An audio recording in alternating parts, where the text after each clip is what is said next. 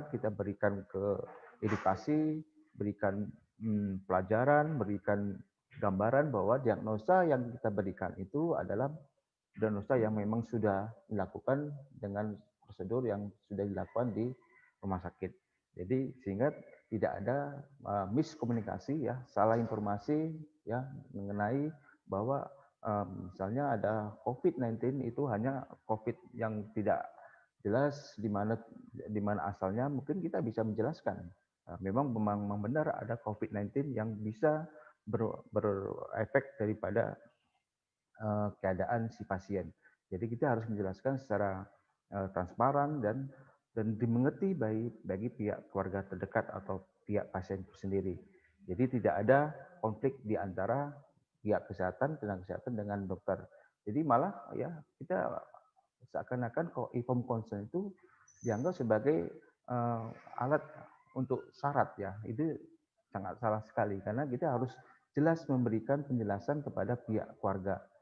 Dan bila perlu kita memberikan suatu ruangan yang tersendiri untuk menjelaskan bahwa informed consent itu sangat penting kepada pihak keluarga agar pihak keluarga dapat mengetahui ya diagnosa, pelayanan, pengobatan yang diberikan oleh pasien atau keluarga pasien sehingga keluarga itu nyaman ya dengan adanya penjelasan tersebut.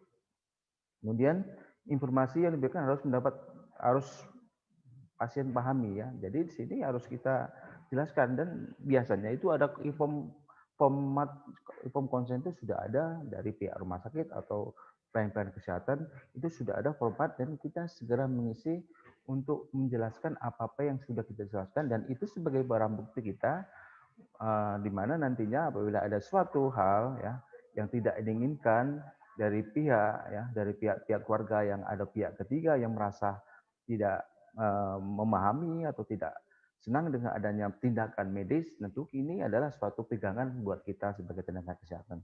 Kemudian informasi ini harus diberikan baik diminta atau tidak diminta. Artinya bahwa kita harus setiap melakukan tindakan pelayanan medis harus memberikan langsung walaupun pasien itu tidak meminta. Jadi kita harus ingat ya bahwa tenaga kesehatan itu harus diberikan ya persetujuan terlebih dahulu kepada pihak keluarga atau pasien langsung bahwa dia melakukan tindakan itu atas persetujuan dari pihak pasien atau pihak keluarga terdekat. Kemudian informasi harus diberikan sedemikian rupa sehingga dapat dijadikan acuan bagi pasien atau keluarganya untuk mengambil keputusan yaitu menerima atau menolak tindakan medis. Jadi di situ tentu ya pihak keluarga pasien harus menandatangani inform consent yang sudah kita berikan kepada si keluarga pasien dengan memberikan tanda tangan yang sudah ada nama, tanggal, dan pukul yang sudah disepakati di inform consent. Tentu ini dapat membantu kita sebagai tenaga kesehatan apabila nanti suatu saat pihak-pihak yang lain atau pihak tertentu melakukan penuntutan. Kemudian inform consent pada pasien yang kontak erat dengan COVID-19 atau suspek atau terkonfirmasi tentu harus diberikan sejelas-jelasnya ya kepada pasien maupun keluarganya ya baik itu dari diagnosa, tindakan, kedokteran, pengobatan, risiko, komunikasi, prognosis. Tentunya kita harus jelaskan kepada pihak pasien agar tidak merasa dia tertipu atau malah dia merasa diberikan angin surga atau angin segar kepada pihak tenaga kesehatan. Tentu kita harus jelas dan sejujurnya kepada pihak keluarga agar dia tidak merasa bahwa dia itu dianggap bahwa keluarga itu tidak ada dianggap tidak mempunyai wewenang dalam mengetahui informasi tentang keluarga pasien atau pasien itu sendiri. Kemudian sanksi jika tidak melakukan konsen, mungkin ini sanksi kepada dokter yang mungkin ya lalai ya tidak melakukan konsen terlebih dahulu ya tentu ada syarat-syaratnya dan tentu pada waktu emergensi misalnya ya emergensi dalam waktu yang keadaan darurat mungkin kita tidak perlu ya membutuhkan konsen sesuai dengan pasal 290. Tentu ini sudah ada waktu-waktu tersendiri apabila dalam keadaan darurat ilmu konsen tidak perlu atau tidak dibutuhkan tapi dengan alasan untuk membantu menolong nyawa pada pasien dengan waktu yang cepat. Kemudian apabila nanti sudah ya melalui keadaan yang cukup kritis tadi sudah dilewati, mungkin kita bisa melakukan informed consent dengan cara yaitu dengan melakukan informed consent langsung atau dengan pihak keluarga, di mana pihak keluarga akan datang pada waktu setelah selesai pada melakukan tindakan tersebut. Kemudian di sini ada sanksi etik, di mana mulai dari teguran, lisan, sampai dengan rekomendasi penjemputan surat izin praktek. Kemudian dari sanksi administrasi, lisan, tertulis, sampai dengan pencabutan surat izin praktek dan disiplin. Ya, sanksi disiplin tentu ada teguran lisan, tertulis, dan apabila tidak diindahkan, maka dia harus mengikuti pelatihan pendidikan dan dari institusi di mana dia institusi pendidikan sebelumnya. Kemudian ada sanksi perdata. Sanksi perdata ini ya adalah tiap perbuatan melanggar hukum yang membawa kerugian kepada orang lain, mewajibkan orang yang karena salahnya menerbitkan kesalahan itu mengganti kerugian tersebut. Jadi ini sudah ada undang-undangnya pasal 1365 Kitab Undang-Undang Hukum Perdata. Kemudian sanksi pidana itu ada yaitu menyentuh atau melakukan tindakan terhadap pasien tanpa persetujuan dapat dikategorikan sebagai penyerangan atau assault. Jadi kita melakukan tindakan tanpa ada persetujuan dari pihak pasien atau keluarga terdekat, itu dapat dikategorikan sebagai penyerangan, kecuali dalam keadaan darurat atau emergensi. Kemudian pada penyediaan APD dan alat kesehatan tentu ini sudah sering ya sudah tahu sama-sama ketahui, itu dengan adanya hak dan kewajiban dokter secara lengkap tertuang dalam pasal 50 Undang-Undang Praktek Kedokteran. Dokter mempunyai hak dalam melaksanakan praktek kedokterannya. Jadi di samping pelanggaran terhadap hak informasi yang jujur, perlindungan yang harus diberikan kepada tenaga kesehatan baik dokter atau perawat selama masa pandemi COVID-19 adalah tersedianya alat pelindung diri. Jadi kita harus melakukan APD terlebih dahulu, baru kita melakukan pemeriksaan atau pelayanan kepada pihak pasien ya.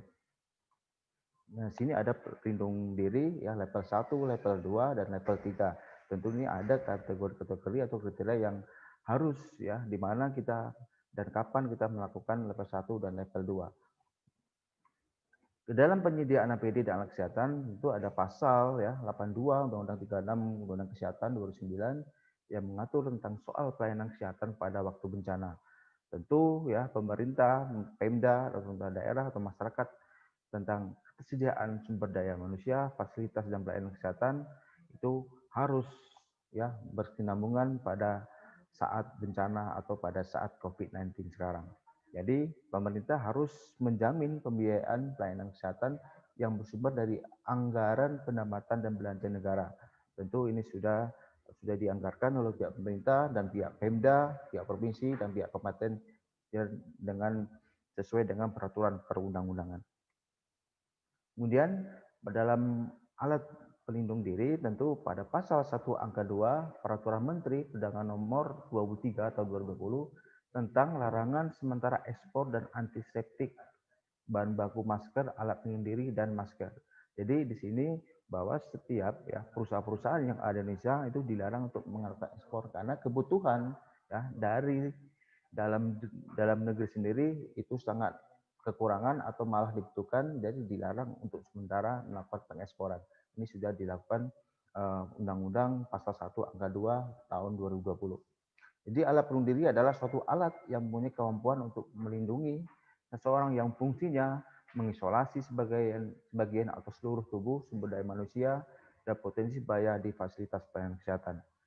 Tentu kemudian pada alat kesehatan menurut pasal 1 angka 5 Undang-Undang 36 Undang-Undang Kesehatan 2009 bahwa alat kesehatan adalah instrumen, aparatus, mesin dan atau implan yang tidak mengandung obat yang digunakan untuk mencegah, mendiagnosis, menyembuhkan dan meringankan penyakit, merawat orang sakit, memulihkan kesehatan pada manusia dan atau membentuk struktur dan memperbaiki fungsi tubuh. Kemudian pada penyediaan APD dan alkes untuk nakes tentunya pada pasal 5 ayat 1 huruf B Undang-Undang Nomor 4 tahun 1984 tentang wabah penyakit menular, yaitu disebutkan bahwa Salah satu upaya penanggulangan wabah adalah pemeriksaan, pengobatan, perawatan, dan isolasi penderita termasuk tindakan karantina atau isolasi. Jadi upaya tersebut merupakan tanggung jawab pemerintah. Semua biaya yang timbul dalam upaya penanggulangan wabah dibebankan pada anggaran instansi masing-masing yang terkait sebagaimana diterangkan pasal 30 ayat 1 PP nomor 40 tahun 1991 tentang penanggulangan wabah penyakit menular. Kemudian tenaga kesehatan adalah salah satu profesi yang berisiko terkena COVID-19. Jadi pihak kesehatan harus ditegaskan untuk mengurangi Interupsi dampak. Dr. Rawan, bisa diselesaikan dalam 4 menit lagi. Pasien harus jujur dalam memberikan informasi dan dokter harus memberikan informasi yang jelas. Jadi di sini perlu ditegaskan bahwa tenaga kesehatan harus jelas-jelas memakai APD ya untuk sebelum melakukan pelayanan pada masa pandemi saat ini. Tentu ini akan sangat berarti ya apabila kita melakukan tindakan-tindakan ya dalam suasana COVID perlu APD yang lengkap. Dan saya akan mengutip tentang dari kutipan dari Prof. bahwa dokter yang pintar adalah dokter yang kompeten, dokter yang luhur adalah dokter yang menjalankan etikanya, dokter yang beradab adalah dokter yang memahami aspek mediko-legal, dokter yang menjalankan ketiganya adalah dokter paripurna. Sekian, terima kasih. Assalamualaikum warahmatullahi wabarakatuh.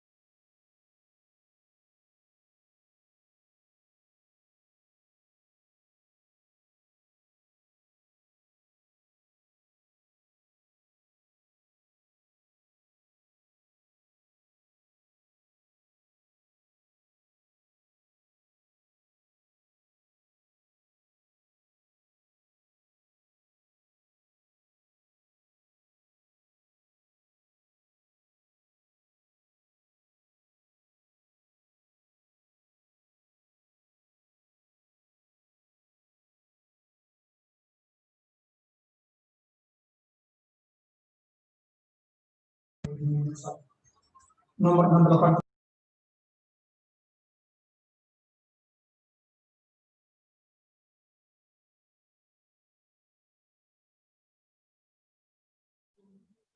Sudah saya masuk?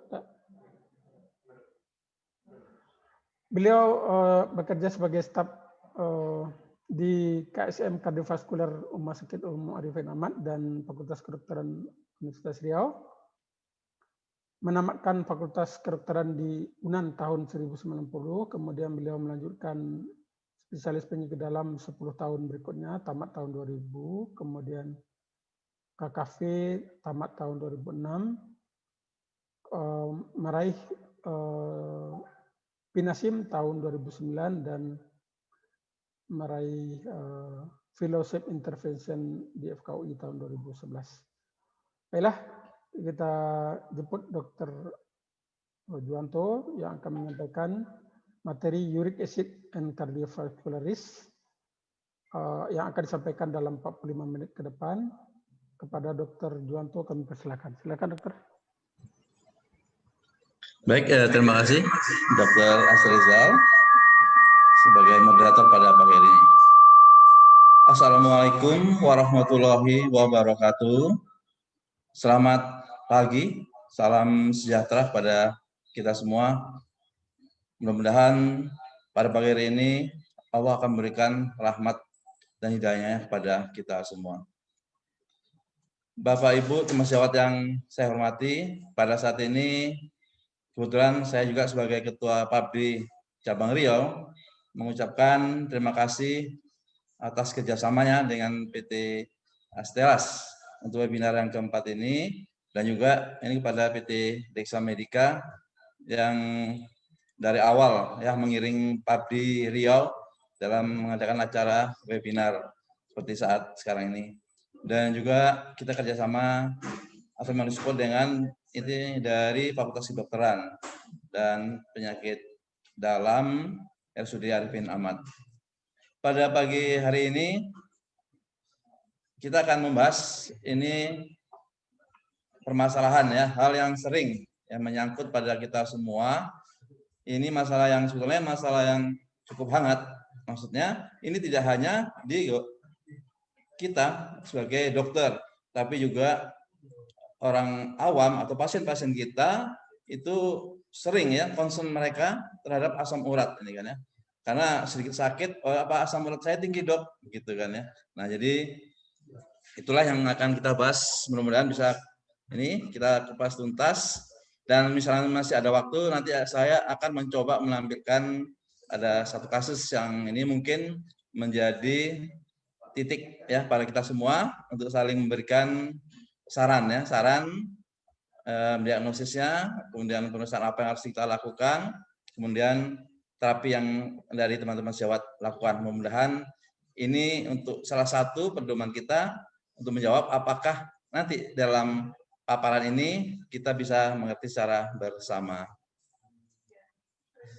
Nah, bicara tentang asam urat, jadi kita harus tahu dari mana nih sumbernya asam urat ya. Jadi asam urat ini ya sebetulnya dimulai dari ini purin ya. Purin ini merupakan monomerik ya, unit dari RNA atau DNA dari suatu sel kita ya. Dan ini juga komponen dari ATP yang merupakan suatu sumber energi ya.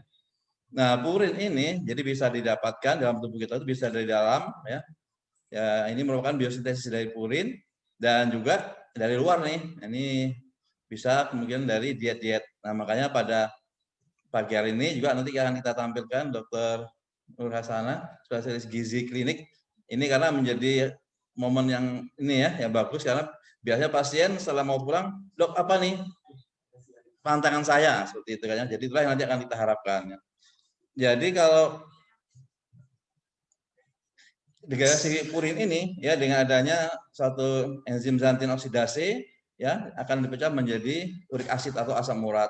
Nah, asam urat ini itu biasanya akan diekskresikan ya, diekskresikan paling banyak adalah ke ginjal atau ke urinary excretion ya, dan sebagian itu ke feses kita.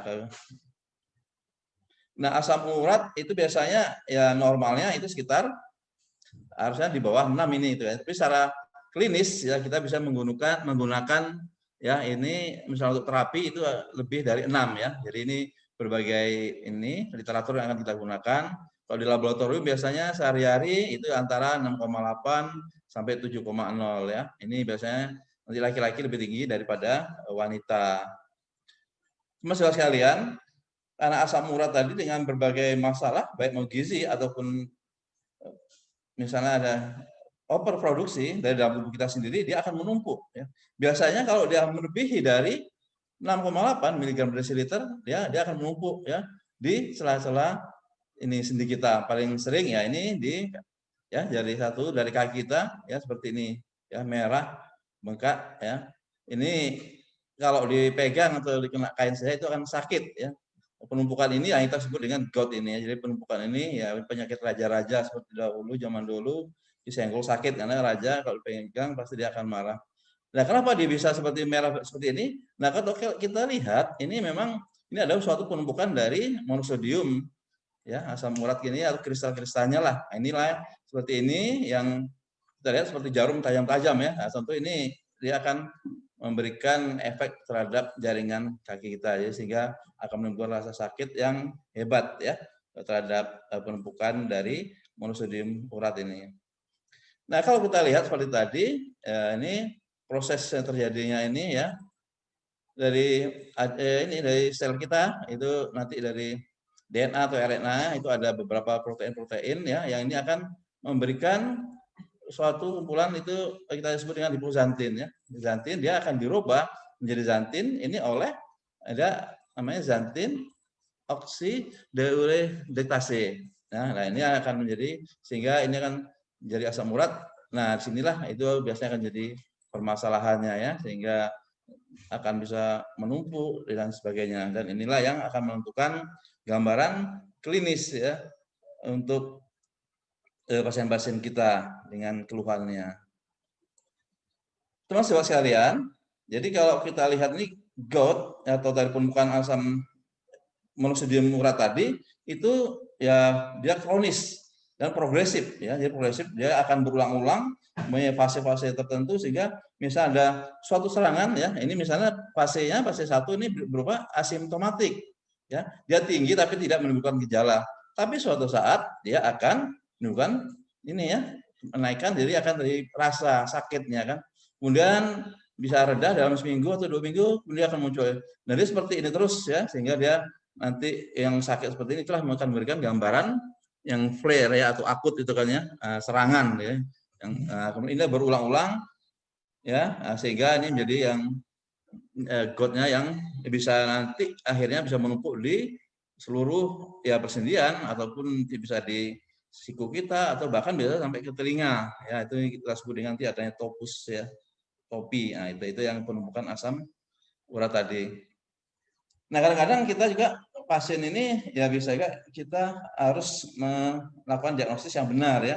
Karena selain asam urat seperti tadi yang gambaran khasnya, kadang-kadang juga bisa itu kita sebut dengan pseudo gout ya.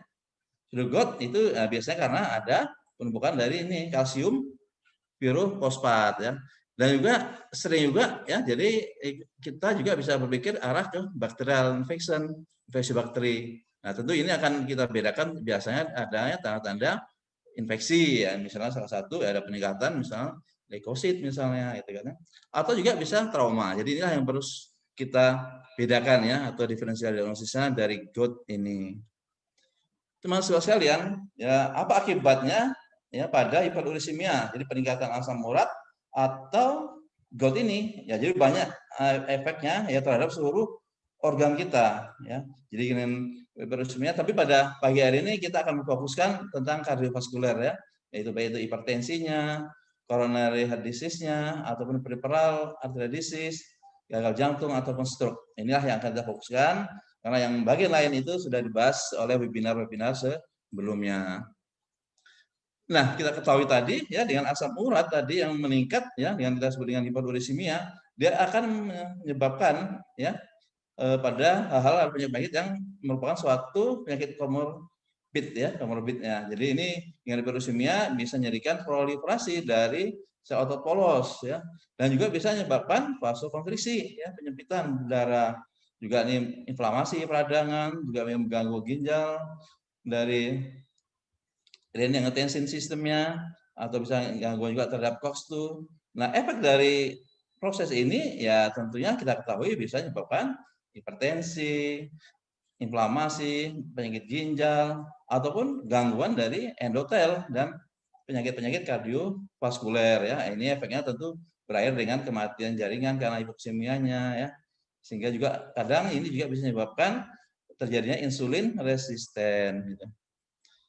Teman-teman sekalian, jadi ini biasanya pada penyakit gout ini ya sering kita temukan atau bersamaan dia terjadi pada misalnya paling sering pada orang dengan hipertensi ya, ini sekitar 74%. Kalau pada diabetes sekitar 26%, ya kalau gagal jantung ini sekitar 11%, kalau menyebabkan batu ginjal sekitar 20%.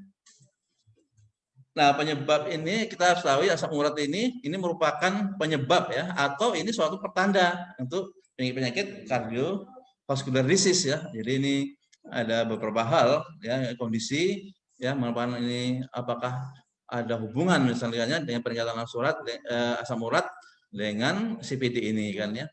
Nah, ini memang masih jadi diperdebatkan lah ya. Jadi ada beberapa penelitian yang akan untuk mengetahui memang dia akan sebagai faktor risiko ya, atau hanya sebagai marker misalnya. Nah, ini juga masih perdebatan tentang asam urat tadi ya, terhadap metabolic syndrome ataupun penyakit-penyakit kardiovaskuler ya. Dari penelitian ini kalau kita lihat dari New England Journal ya 2008 ini bahwasannya ya hiperuricemia ini ya pada pasiennya dengan ya ini bisa menyebabkan bisa terjadinya gangguan vaskuler ya, dan juga ini bisa menurunkan ini ya glomerular filtrasi rate ya. Dan ini tentunya akan menyebabkan penurunan dari ekskresi dari asam urat ya. Kemudian juga bisa ada juga misalnya kita konsumsi alkohol ya, dan juga menyebabkan jaringan yang lain terganggu. Ya ini juga akan meningkatkan asam urat dan hal-hal yang lain akan terjadi. Dan juga ini kita ketahui bahwasanya perdebatan ini ya ini peningkatan asam urat ini juga ya kita prediksikan akan berkembang bisa jadi hipertensi, ya, bisa obesitas, gangguan ginjal dan diabetes. Ya dari New Journal, New Journal. Nah, teman-teman sekalian, jadi hiperuricemia atau faktor risiko kardiovaskuler ini ya pada GOT. Nah, ini di beberapa penelitian ini ya ini penumpukan asam urat tadi ya deposit ini pada ya arteri koroner ya. Jadi ada klasifikasi pada arteri koroner. Kalau kita lihat di sini pada kasus-kasus yang klasifikasi yang berat ya ini ya dari pasien 140 ini cukup tinggi ya. Nanti di sini kita lihat ini misal NO ini ya normal. Kemudian nanti ada yang ini tanpa gejala ya. Kemudian di sini kalau kita lihat juga pada pasien-pasien dengan yang multivessel atau terutama di left main cabang utama dari koroner ya. Kita lihat grafik ini bahwasannya ya umumnya pada pasien-pasien yang moderate sampai severe ini dia akan mengganggu ke koroner ya, akan jadi penumpukan kalsium atau deposit pada arteri koroner ya. Ini menurut Andreas dan kawan-kawan 2016. Teman-teman sekalian, kita lihat memang serum asam urat ini dia merupakan ya faktor yang independen berhubungan dengan kematian ya dari coronary disease ataupun dari stroke ya. Kita lihat beberapa ini ternyata di sini ada hubungan ya, kita lihat hazard rasionya coronary disease misalnya CHF atau stroke dan penyakit lainnya ini memang ada keterkaitannya ya. Ini dari penelitian yang kohort yang meliput ya, ya banyak kasus ya, itu 83.683 pasien. Jadi pada umumnya ini ada hubungan antara asam urat dengan kematian kardiovaskuler ataupun stroke. Teman-teman sekalian, juga ada barometer analisis ini ya dengan hiperuricemia ya dia akan meningkatkan kematian ya, kematian ini kalau disease itu ya berarti ini sebagai hiperuricemia merupakan ya ini suatu independen ya terhadap faktor ini. Jadi kita lihat dari 26 studi yang meta analisis ini ya kita lihat ya dari sini kita lihat ini rata-rata rasionya sekitar 1,12 ya. Di hiperuricemia ya, kejadian ini tadinya. Nah inilah dari sini bisa disimpulkan dari meta analisis ini bahwasanya ya nanti peningkatan ya terhadap ini 1 mg desiliter asam urat ya itu bisa menyebabkan hubungannya dengan coronary disease mortality ya, kematian ini ya akan lebih meningkat pada peningkatan 1 mg ya, pada setiap pemeriksaan asam urat tersebut. Nah ini hubungan antara ya GOT dan cardiovascular event ini merupakan suatu independent risk factor ya untuk akut myocardial infarct ini. Ini kita lihat dari beberapa penelitian atau laporan dari arteritis reumatik ini. Dan juga hubungannya ini dengan GOT, jadi merupakan risk ya faktor dari coronary heart disease. Ya ini dari beberapa penelitian yang melibatkan 51.297 pasien ini yang menggambarkan bahwasannya memang ada keterlibatan langsung ini ya faktor risiko atau hiperuricemia ini terhadap kejadian coronary heart disease.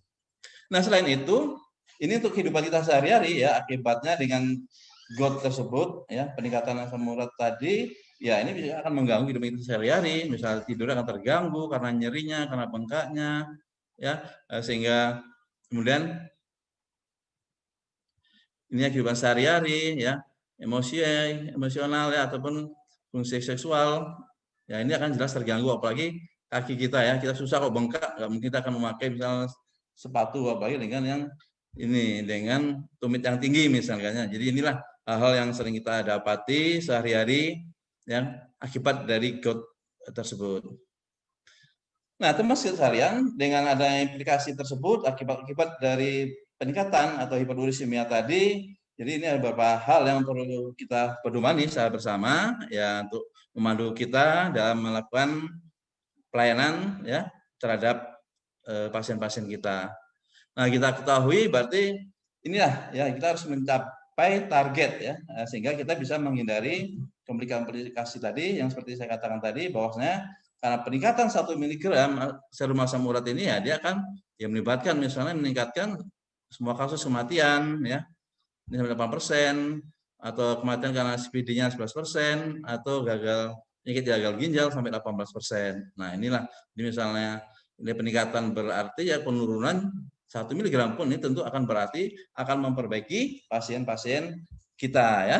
Teman-teman sekalian, nah ini jadi ini ada panduan tahun 2018 dari European Society Cardiology atau European Society Hipertensi, bahwasanya pada pasien-pasien hipertensi, jadi kita harus juga mengevaluasi ya laboratorium semua yang berhubungan dengan tersebut, dan tidak lupa ya ini asam urat darah. Jadi inilah, karena juga pasien kalau kita bisa menurut dok asam urat saya berapa nih gitu ya. Jadi memang mereka harus sudah aware sekali ya. Jadi kita juga harus kita lakukan ini pedoman-pedoman ya yang harus kita lakukan pemeriksaan ini, sehingga kita akan menata laksana pasien kita dengan baik tentunya. Dan juga tidak lupa ini EKG 12 slit ya, karena saat ini kita hubungannya dengan kardiovaskuler.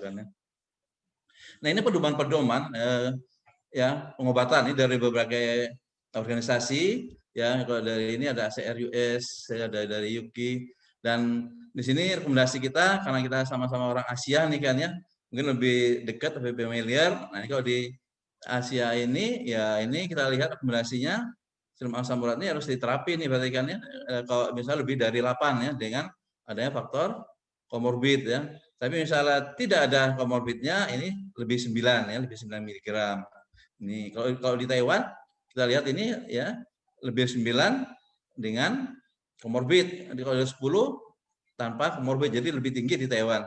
Bagaimana kalau kita di Indonesia? Nah, di Indonesia ini ya, pemberian obat ini ya direkomendasikan tidak rutin ya. Jadi lihat keadaannya, faktor risikonya, dan juga efektivitasnya pemberian obat-obat ini ya. Jadi ini bisa diberikan ini dari IRA ya, 2018, Himpunan Rheumatologi Indonesia. Jadi ini terserah kita, tapi jelas ini ada pedoman ya. Ini semua tergantung kita ya untuk melaksanakan, karena kita juga tahu kondisi pasien-pasien kita yang kita rawat ini. Dan juga kita harus mengetahui juga bagaimana peranan terapi atau obat-obat tadi yang atau disebut dengan urate lowering drugs, jadi obat-obat yang bisa menurunkan asam urat ini yang kita kenal saat ini ya, ini umumnya ya itu yang berasal dari xanthin oksidasi inhibitor, yang selama ini kita kenal adanya allopurinol ya, allopurinol, dan ini baru-baru ini dalam ya 3-4 tahun ini ada obat baru ini ya, ini febuxostat ya. Jadi kalau yang ada di Indonesia kalau nggak salah ini Feburik kali ya. Di Indonesia sudah ada obat-obat ini. Nah, inilah sistem kerjanya dalam menghambat xanthin oksidasi ya, bisa menghambat peningkatan dari asam urat. Dan juga dari sistem kerja lain itu ada golongan dari urikosurik ya, ini obat-obat misalnya probenecid, ada benzbromaron ataupun sulfinpirazon. Nah, ini memblok reabsorpsi asam urat di ginjal gitu ya. Nah, teman-teman sekalian, kadang kita juga menemukan kasus-kasus ya tidak tidak jarang ya. Kasus-kasus itu bisa menyebabkan gangguan ya, karena adanya suatu sistem imunologi misalkan ya. Jadi kadang-kadang dia misal obat allopurinol ya, dia bisa menyebabkan ya munculnya ini ya Stephen Johnson ya atau TEN ini kan ya. Nah, jadi ini beberapa hal ini juga harus hati-hati, harus teman-teman perhatikan sebelum memberikan obat ya, karena kalau kita ada pasien kita yang timbul Stephen Johnson atau TEN, nah ini berarti dokternya mau praktek nih ya, jadi harus hati-hati. Memang juga agak susah, jadi kita mengetahui gangguan ini allopurinol terhadap sensitivitas dari imunologi ini kita ya pemeriksaan ini HLA B ya 581 ya. Ini kok gambarannya kita lihat di ini di Indonesia ini cukup rendah dibanding dengan yang lainnya, tapi juga harus hati-hati ya. Indonesia 11,4 misalnya pemeriksaan B ini HLA-B-nya, kalau Thailand 7,7. Memang ini pemeriksaannya agak mahal ya. Jadi namun kita harus hati-hati untuk memprediksi pasien-pasien kita jangan sampai nanti jatuh ke sindrom Stevens-Johnson. Nah, juga faktor ini allopurinol ini juga mempunyai faktor risiko juga ya. Ada terhadap hypersensitivity, ya tadi misalnya terhadap karena gen tadi ya, dari genetik tadi bisa ini pemeriksaan HLA, atau juga pada pasien-pasien dengan usia lebih 60 tahun ya, atau gangguan ginjal dan sebagainya. Nah, ini juga harus hati-hati ya. Nah, ini ada hal-hal yang mungkin kurang mengenakan dari pemberian allopurinol ini. Nah, ini ada beberapa contoh ya kasus-kasus yang ini yang mendapat tadi ya obat-obat allopurinol tadi bisa terjadi ini kan ya Johnson atau TEN, nah seperti ini akibatnya lah. Nah ini, jadi kalau kita dapat ini ya memang harus hati-hati untuk kasus-kasus ini ya contoh. Nah penurunan kalau kita lihat ini ya kita harus mencapai target ya untuk melaksanakan pasien-pasien kita ini. Kalau kita lihat di sini ini pemberian allopurinol ya misalnya dengan pemberian dosis yang kurang 300 dia memberikan ini ya sehingga bisa mencapai target kita 6 ya, jadi 67% ya. Target kita adalah 6 mg ya. Ini misal pemberian ini ya, pasien ini, pasien kita ini. Jadi dia belum bisa lalu mencapai target 6. Nah, bagaimana mekanisme kerjanya antara dua obat ini ya, dari allopurinol ataupun dari febuxostat ini, jadi kita ketahui di sini ya allopurinol dengan tadi satu oksidasi tadi ya, ini dengan allopurinol akan dihambat ya. Nah, sini ini kelebihan yang masih relatif baru tadi dari febuxostat itu ya dengan menghambat dua sistem ya dari ini ya oksidasisnya ataupun dari regurgitasinya ya, sehingga ini akan terhambat perubahan dari xanthin ke asam urat ya. Nah ini sehingga dia akan lebih kuat kalau dilihat ini karena ada dua sistem yang dihambat. Kalau kita allopurinol ya oksidasi tidak dihambat, tapi yang dihambat hanya di sistem regurgitasinya. Nah bagaimana ininya pemberian allopurinol ini atau febuxostat ini ya kita lihat di sini ya, jadi metabolismenya ya ini sama-sama di hati ya. Nah, cuman di sini febuxostat ini dia lebih banyak untuk diekskresinya ke ginjal ya, ke ginjal. Dan pemberian ini harus hati-hati ya karena pemberian terapi ini ya itu degradasi dari asam urat tersebut kadang-kadang bisa dia menumpuk nih ya allopurinol, misalnya salah satunya yaitu dieliminasinya ke ginjal oleh ginjal ya. Nah, sini akan terjadi penumpukan sehingga dia akan mempererat keadaan ginjal ya. Nah, jadi ini kalau dibanding dengan febuxostat ini itu kita lihat ya ke urin hanya 49 versus 45. Sedangkan kalau kita lihat di sini allopurinol sampai 80%. Jadi hati-hati jangan sampai pasien-pasien kita akan lebih berat lagi penyakit ginjalnya. Ini pemberian kita lihat febuxostat ini ya dengan ini beberapa studi dari Apex, dari FACT, atau dari Confirm ini ternyata di sini ya pemberian ini misalnya 80 terus ini berikan ini 120 misalnya ini akan memberikan ya ini merah ini 80 mg febuxostatnya, kalau yang ini agak apa nih krem ya ini 109%. Kalau dibandingkan dengan pemberian ini allopurinol ya ini hanya 39%. Mas sekalian, terus bagaimana nih keamanannya dari febuxostat ini ya? Karena tadi banyak hubungannya asam urat tadi terhadap kardiovaskuler. Nah ini kita lihat ada beberapa studi nih ya. Jadi salah satunya ini ada CARES trial ya. Ini di Amerika dia mempunyai ini primary endpoint-nya atau juga ada nanti secondary endpoint-nya.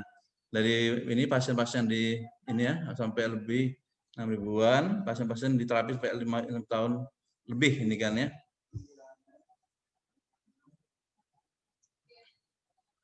Nah ini beberapa penelitian ini melibatkan 6.000 ini ya 150 ini dibagi ya febuxostat dengan allopurinol, dan dari hal-hal ini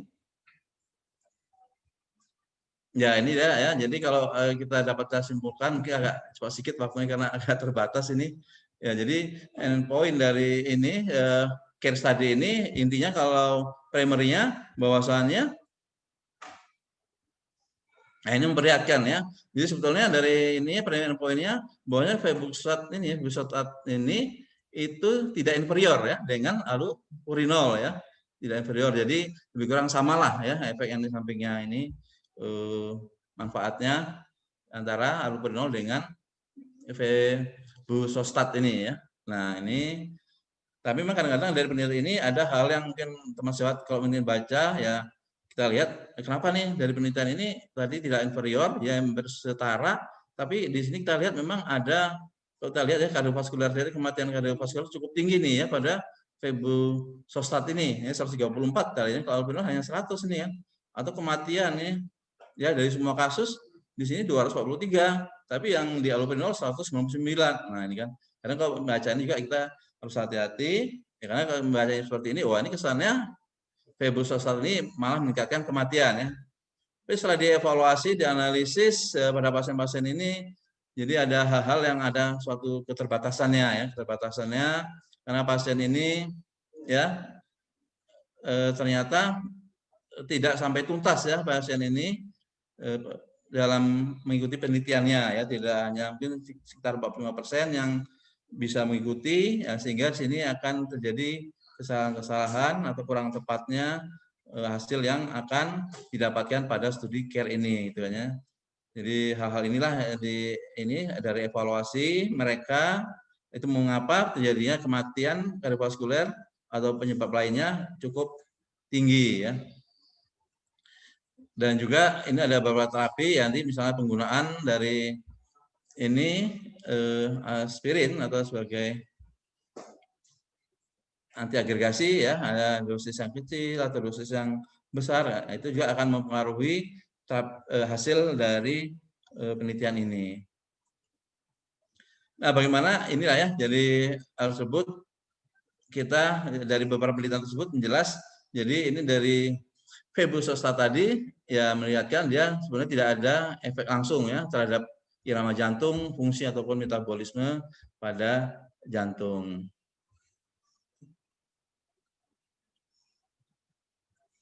Ini kalau kita lihat juga ada beberapa penelitian ya tentang risiko kardiovaskuler hubungan allopurinol dengan febuxostat tadi, ya ini di Asia. Nah ya ini beberapa hal yang dapat kita temukan ya di sini ternyata ada ya di sini ya di Asia mungkin karena rasnya sama ya jadi sebenarnya ada ini ya ada perbedaan ya yang bermakna nih sebetulnya. Jadi akan lebih baik sebetulnya di sini.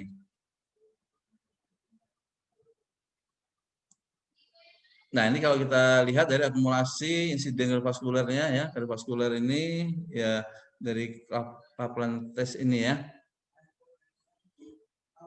Jadi ini akan memberikan faktor allopurinol febuxostat ini masih setara ya. Komplikasinya terhadap kardiovaskuler.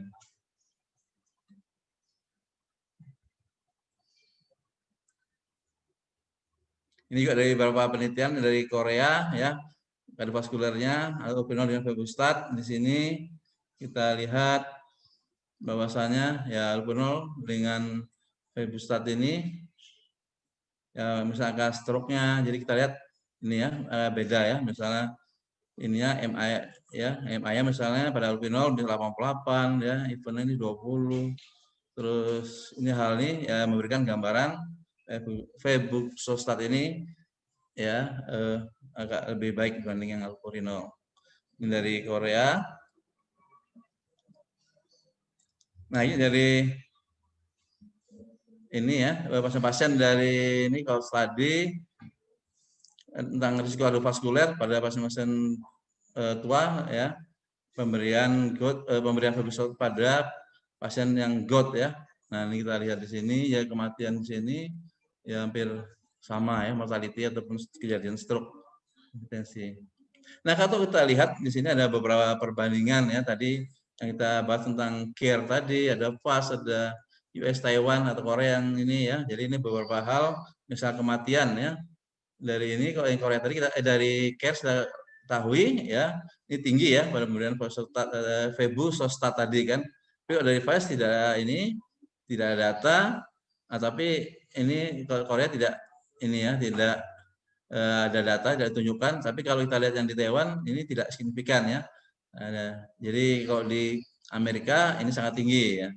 Kalau kasus kematian seluruhnya, jadi memang tadi kita ketahui KRS tinggi ya. Tapi kalau kita lihat di FAS ini tidak ada data yang dipublikasi, sebenarnya di Taiwan tidak diperlihatkan, tapi di Korea ini tidak signifikan. Nah, jadi inilah apakah tadi salah satu ras ini juga akan memberikan kontribusi penelitian ini yang agak berbeda gitu ya. Teman-teman sekalian, inilah hal-hal yang harus kita ketahui ya. Ini yang kita catat bahwasannya kita ketahui sini ya, peningkatan asam urat ini ya ini merupakan faktor risiko ya yang bisa kita tentukan ya menyebabkan gangguan kardiovaskuler ya. Kemudian juga GOUT ini ya sering memberikan komplikasi atau pada yang dengan penyakit komorbiditasnya ya hipertensi, diabetes, heart failure ataupun neurolitiasis. Ya, increase ini peningkatan risiko allopurinol ini juga menyebabkan bisa Johnson 10 ini pasien-pasien di Asia. Walaupun tadi kita lihat datanya rendah ya untuk kasus ini, tapi memang kita harus hati-hati. Kemudian ya tadi Asia memang ini belum diobservasi ya hasilnya tadi dengan KRS tadi karena ada perbedaan tadi kan ya. Nah, tapi secara preklinik ada studi dari kardiovaskuler Febusostat ini ya memperlihatkan bahwasannya dia tidak ya memberikan efek ya toksik terhadap irama jantung, fungsi maupun metabolismenya. Kemudian ya kita lihat bahwasanya dengan studi yang di Taiwan tadi ya jadi Febusostat ini ya lebih aman lah ya untuk ini untuk pasien-pasien di ini ya kalau di sini studi ini lebih aman dibanding dengan allopurinol ya untuk kejadian seperti yang kita sampaikan tadi.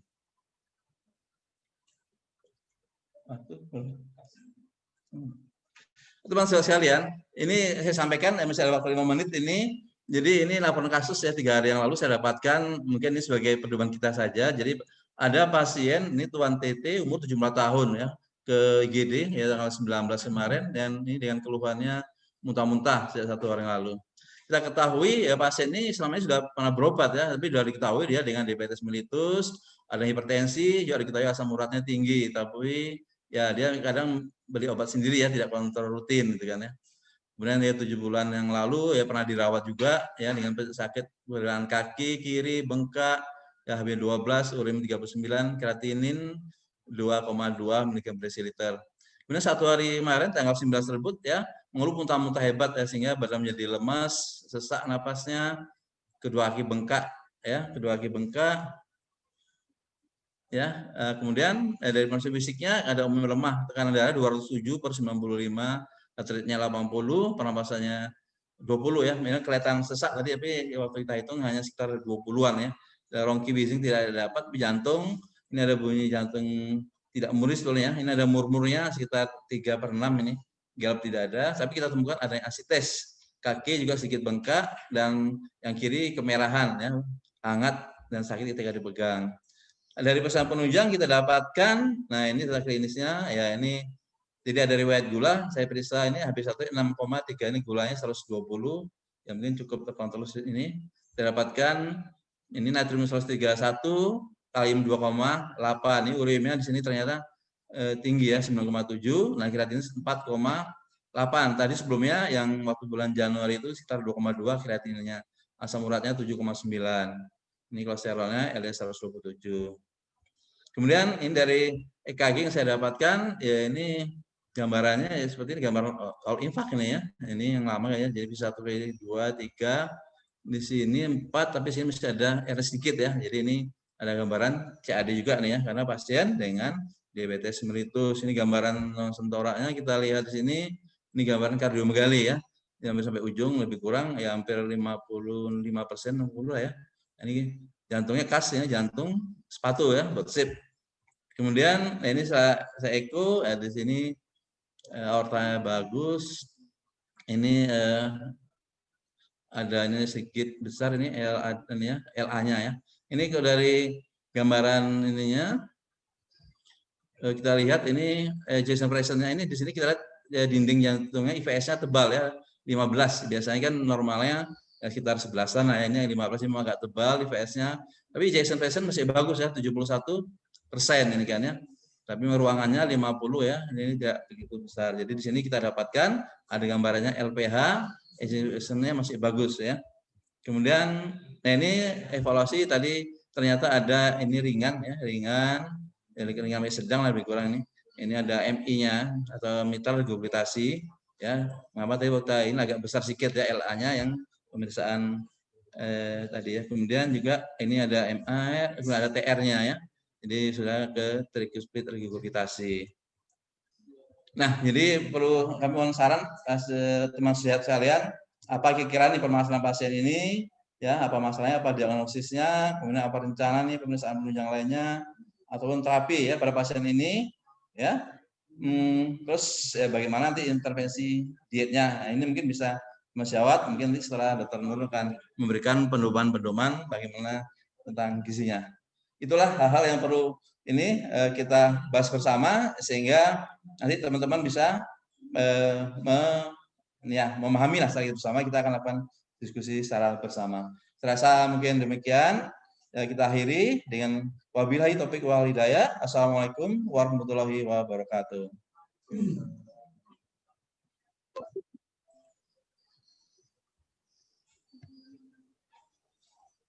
Waalaikumsalam warahmatullahi wabarakatuh. Baiklah, berikutnya akan ada sedikit dari As-Salas tentang febrik atau Febus Sastat yang disampaikan tadi ya. Diharapkan dengan film ini akan menjawab 10 pertanyaan yang sudah disampaikan melalui Q&A. Bagaimana pilihan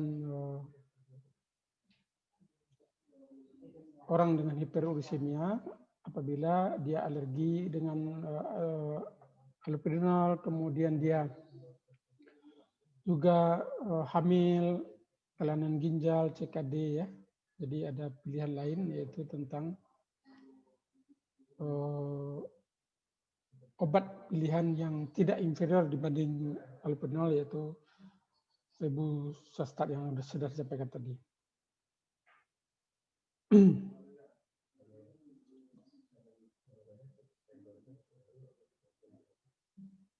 Baiklah, untuk materi kedua, kita berterima kasih kepada Pak Juwanto sudah menyampaikan dengan jelas tentang acara tadi. Baiklah, untuk materi kedua akan disampaikan oleh Dr. Nur Hasanah, spesialis gizi klinik. Materi kedua nanti tentang diet pada pasien hiperuremia. Sebelumnya saya sampaikan kurikulum vitae beliau. Beliau lahir di Bangkinang tahun 1987. Tinggal di Lintas Timur, Kelurahan Mentangor.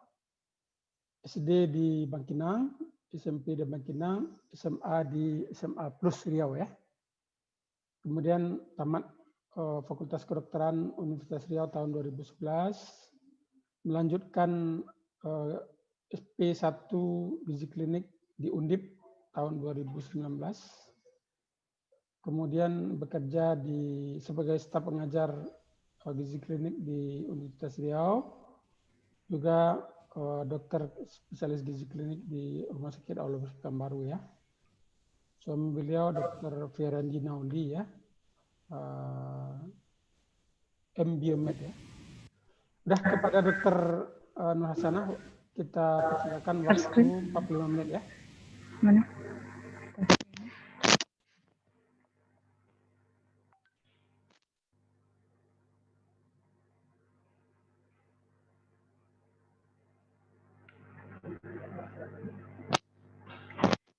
Terima kasih Dr. Asrizal, spesialis penyakit dalam. Oke, Assalamualaikum warahmatullahi wabarakatuh.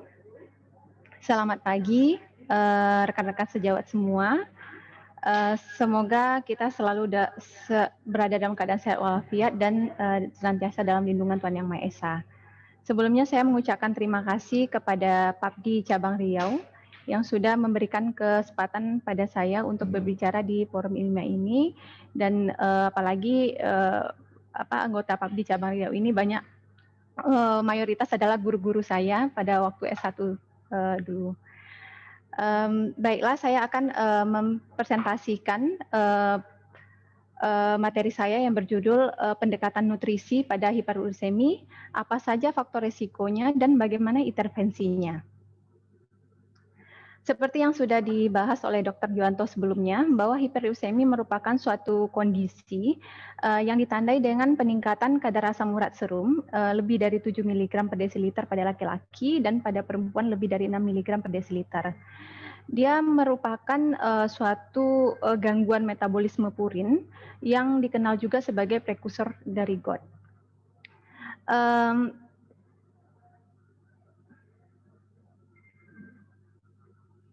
Hiperursemia ini erat kaitannya dengan berbagai faktor risiko penyakit ya, seperti yang sudah dijelaskan juga sebelumnya, bahwa dia erat kaitan dengan penyakit kardiovaskular dan penyakit kronik lainnya seperti diabetes, hipertensi, sindroma metabolik, dan penyakit chronic disease.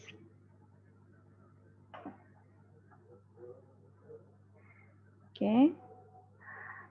Seperti yang sudah saya jelaskan tadi, bahwa hiperursemia adalah peningkatan kadar asam urat di atas nilai normal. Jadi sebaiknya kita tahu dulu apa itu asam urat.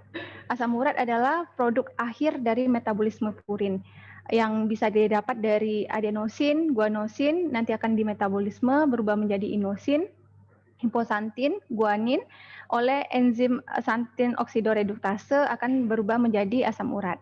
Secara normal, mungkin sudah dibahas juga oleh Dr. Juwanto, bahwa asam urat ini terutama dieskresi melewati ginjal sebanyak 400 sampai 600 mg per hari dan lewat intestin sebanyak 300 mg per hari.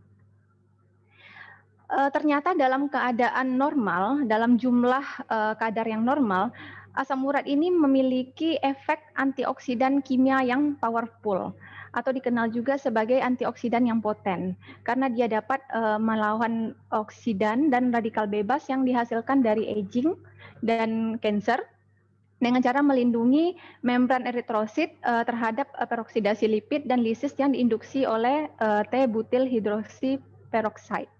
Selain itu, asam urat ini bersifat antioksidan pada central nervous system karena dia melindungi terhadap stres oksidatif.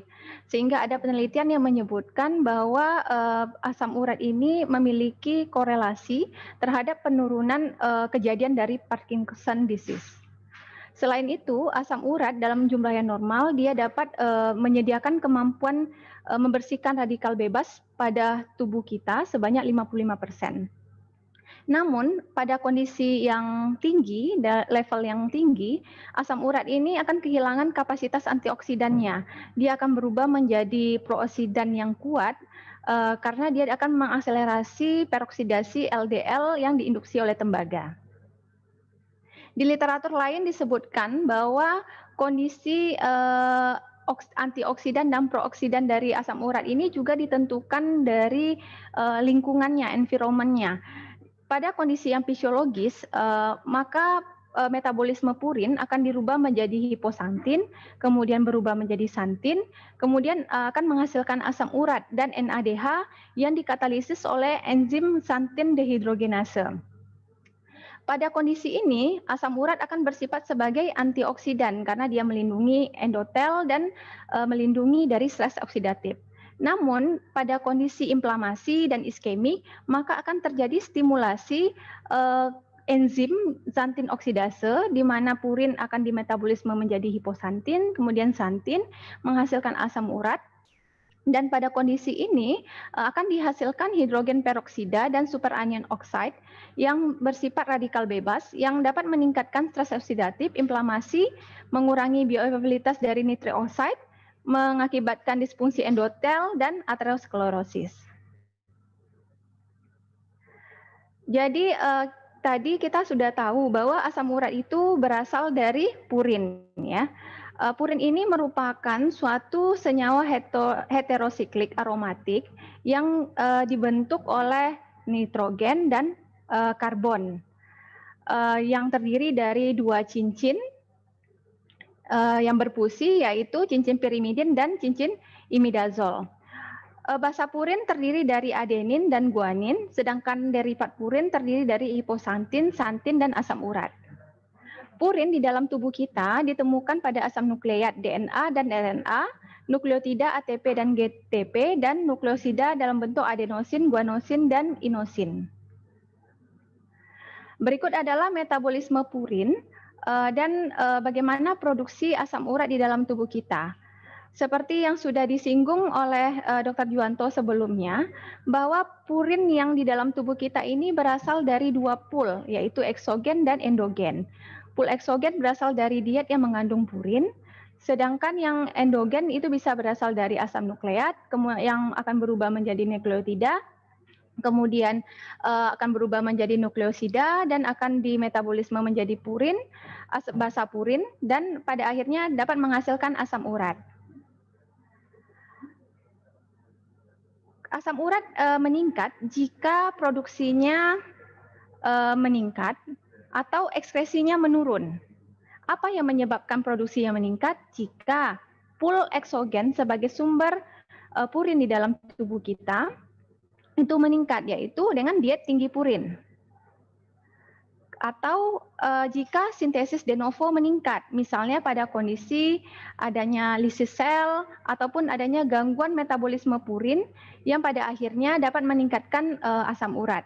Dan pada sisi lain, asam urat dapat meningkat juga bisa disebabkan karena ekskresinya yang menurun. Bisa karena gangguan fungsi ginjal pada kondisi dehidrasi ataupun karena obat-obatan dan alkohol. Baik, kita bahas satu-satu. Apa saja makanan yang mengandung purin? Kaneko et al. Pada tahun 2014 melakukan penelitian dengan metode HPLC untuk menilai jumlah kadar purin suatu makanan dan bagaimana dan dihitung kira-kira asam urat yang bisa dihasilkan. Sehingga didapatkanlah untuk positif 4 itu jika purinnya mengandung 200 sampai 300 mg, sedangkan positif 5 jika purinnya lebih dari 300 mg. Poin 4 dan poin 5 ini dikategorikan pada diet tinggi purin dan sangat tinggi purin. Kalau untuk poin 5. Apa saja yang mengandung tinggi purin? Yaitu adalah tofu yang dikeringkan dan dibekukan, kemudian nori, wakame, kemudian shiitake. Kemudian pada tahun 2020, Kaneko et al. Ini kembali melanjutkan penelitiannya dengan meneliti lebih banyak makanan yang mengandung purin. Kemudian ditelitilah, didapatkan hasil bahwa sereal, kacang-kacangan, biji-bijian, dairy product ternyata mengandung purin dalam jumlah yang sangat rendah, kurang dari 50 mg per 100 gram. Begitu juga sayur-sayuran. Ya, sayur-sayuran juga ternyata mengandung purin dalam jumlah yang rendah, kurang dari 50 mg per 100 gram. Dan di hasil penelitiannya yang mengandung tinggi purin adalah ikan teri. Nah, jadi ikan teri ya, itu tinggi purin. Kemudian cutlass field, itu juga ini ikan yang dengan rambut berekor ya. Kemudian udang, makarel, sperma yang di dalam ikan kod yang ini ya, isi perutnya seperti ini ya. Kemudian sperma pada ikan blobfish.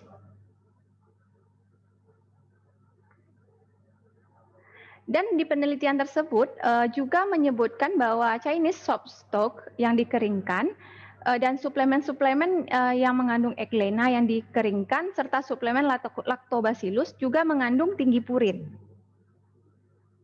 Serta daun green tea yang dikeringkan. Baik, setelah kita tahu apa saja makanan yang mengandung tinggi purin, maka kita akan beranjak ke penelitiannya. Bagaimana kaitan makanan tadi dengan kejadian hiperuricemia. Lee pada tahun 2018 bersama kawan-kawan itu melakukan penelitian meta-analisis dan systematic review terhadap 19 penelitian, 10 penelitian kohort dan 9 penelitian cross-seksional, di mana didapatkan red meat, seafood, alkohol, fruktosa merupakan faktor resiko terjadinya hiperuricemi. Sedangkan makanan yang berbasis kedelai atau soy food ini justru merupakan suatu faktor protektif karena OR-nya kurang dari 1. Ini dijelaskan lebih detail dengan menggambarkan forest plot-nya bahwa intake daging dalam jumlah yang banyak ini ternyata dapat meningkatkan resiko terjadinya asam urat. Jadi jika individu memakan daging dalam jumlah banyak, berisiko 1,2 kali lebih besar menderita hiperuricemi dibandingkan individu yang makan intake daging dalam jumlah yang kecil. Dan hasilnya menunjukkan signifikan secara statistik. Kemudian untuk seafood juga menunjukkan hasil yang sama, bahwa intake tinggi seafood itu dapat meningkatkan seseorang beresiko menderita hiperuricemia 1,47 kali lebih besar dibandingkan individu dengan intake seafoodnya yang rendah. Dan ini signifikan secara statistik. Dengan confidence interval 1,16 sampai 1,86. Dan untuk intake dari dairy product ternyata ya meskipun dia menunjukkan hasil yang cukup bervariasi untuk GOT, untuk risiko GOT dan risiko secara total, tetapi untuk risiko terjadinya hiperuricemia dia justru bersifat sebagai protektif. Jadi seseorang yang makan dairy product dalam jumlah yang banyak itu ternyata lebih terlindungi 2 kali lebih besar dibandingkan individu yang makan dairy produknya dalam jumlah kecil atau tidak ada. Hal ini diperkirakan dalam penelitian disebutkan adanya kandungan kasein, whey protein, dan kalsium yang memiliki efek orikosurik sehingga dapat menurunkan kadar asam urat di dalam darah. Kemudian kita beranjak ke intake sayur-sayuran yang sering ditanyakan oleh pasien. Jadi sayuran apa yang saya tidak boleh? Ternyata pada penelitian ini ditelitilah sayuran-sayuran yang mengandung tinggi purin seperti cauliflower atau kembang kol, kemudian buncis ya, kemudian kacang polong, kacang lentil, bayam. Ternyata dari hasil penelitian ini menunjukkan bahwa tidak berhubungan secara signifikan antara intake sayuran yang tinggi purin dengan kejadian dari asam urat. Karena meskipun OR-nya 1,10, tetapi confidence intervalnya batas bawahnya adalah 0,88 sampai 1,39. Jadi artinya bisa kita simpulkan tidak ada asosiasi yang signifikan antara intake sayur-sayuran yang tinggi purin dengan kejadian hiperuricemia. Kemudian untuk intake makanan yang berbasis kedelai. Pada umumnya penelitian menyebutkan bahwa intake makanan berbasis kedelai yang biasanya disebut kalau di kita ditemukan tahu, tempe ya sebagai makanan Indonesia yang kita konsumsi sehari-hari itu ternyata memiliki efek protektif. Jadi jika ada pasien yang mengatakan apakah boleh makan tahu tempe, berarti jawabannya kalau dari hasil meta-analisis ini adalah boleh. Karena justru memiliki efek protektif di mana dia dapat melindungi kejadian terjadinya hyperuricemi dengan OR kurang dari 1, yaitu 0,7 dengan confidence interval 0,56 sampai 0,88. Baik, rekan-rekan sejauh sekalian, tadi memang sudah sempat disinggung ya fruktosa sebagai faktor resiko terjadinya hiperuricemia. Tetapi ada baiknya kita membahas terlebih dahulu apa itu fruktosa. Fruktosa adalah salah satu jenis monosakarida yang sering kita temukan pada buah-buahan, sayur-sayuran, madu, gula pasir, high fructose corn syrup yang digunakan sebagai pemanis pada minuman kemasan, kemudian ditemukan pada soft drink, minuman jus kemasannya, dan minuman berenergi. Fruktosa ini juga dikenal sebagai gula buah. Apa kaitan fruktosa dengan hiperuricemia? Ternyata fruktosa ini di dalam tubuh kita akan difosforilasi oleh enzim fruktokinase menjadi fruktosa 1-fosfat, dan ini membutuhkan donor gugus fosfat dari ATP. ATP nanti akan mendonorkan gugus fosfatnya 1 ke fruktosa menjadi fruktosa 1-fosfat, kemudian berubah menjadi ADP. Peristiwa ini berlangsung secara cepat. Jadi, jika seseorang mengkonsumsi fruktosa dalam jumlah yang tinggi, maka depresi ATP ini akan cepat terjadi sehingga dia akan menstimulasi enzim AMP deaminase yang akhirnya enzim ini akan mengkatalis perubahan AMP menjadi inosin monofosfat dan menjadi asam urat. Ini disebut dengan sintesis de novo yang sudah kita bahas sebelumnya. Selain itu, kaitan fruktosa dengan hiperuricemia ini di penelitian disebutkan bahwa pemberian fruktosa jangka panjang ternyata dapat menurunkan ekskresi dari asam urat lewat ginjal, sehingga dapat meningkatkan kadar asam urat. Dan Kaneko et al. Itu juga melakukan penelitian bahwa pemberian fruktosa tunggal ternyata mempengaruhi ekskresi asam urat pada lumen intestinal. Dengan cara apa? Mensupresi dimerisasi dari BCRP transporter melalui ROS yang dihasilkan oleh dinukleotida fosfat oksidase. BCRP ini adalah protein transporter untuk ekskresi urat pada lumen usus.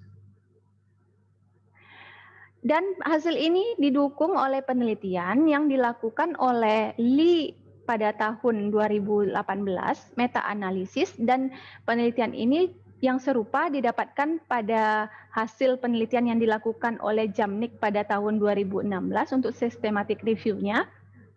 Didapatkan bahwa intake fruktosa dalam jumlah yang tinggi memiliki faktor resiko terjadinya hiperuricemia dibandingkan individu yang intake fruktosanya yang rendah, sebanyak 1,85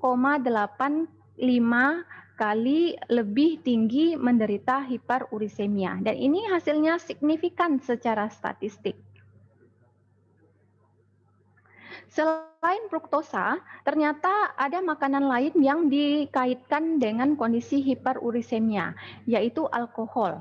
Alkohol dapat meningkatkan asam urat dengan cara yang pertama, dia akan meningkatkan degradasi ATP menjadi AMP, dan ini masuk ke dalam sintesis de novo. Dia akan menghasilkan asam urat dan pada akhirnya akan meningkatkan kadar asam urat di dalam pembuluh darah. Selain itu, alkohol di dalam tubuh kita akan dimetabolisme menjadi asetaldehid oleh enzim asetaldehid dehidrogenase menghasilkan NADH. NADH yang menumpuk ini ternyata akan menstimulasi laktat dehidrogenase untuk mengubah pirupat menjadi laktat, dan laktat ini akan menginduksi, akan menstimulasi urat 1 transporter. Urat 1 transporter adalah protein yang transporter yang berperan dalam reabsorpsi dari asam urat lewat ginjal. Jadi kalau dia distimulasi, reabsorpsinya meningkat, ekskresinya menurun, dan ini dapat mengakibatkan terjadinya hiperuricemia. Selain itu, makanan lain yang diyakini berhubungan dengan hiperursemia adalah kopi. Kopi mengandung kafein yang komponennya metilsantin. Metilsantin ini akan dimetilisasi dan nanti akan masuk ke dalam sintesis de novo. Tetapi hal ini masih bersifat kontroversial. Apakah dia bisa meningkatkan asam urat atau tidak? Karena di penelitian lain menyebutkan bahwa metilsantin ini justru menghambat enzim santin oksidase sehingga produksi asam urat menurun dan kadar asam urat menurun. Nanti kita bahas hubungannya dengan kejadian hiperursemia berdasarkan penelitian yang sudah dilakukan.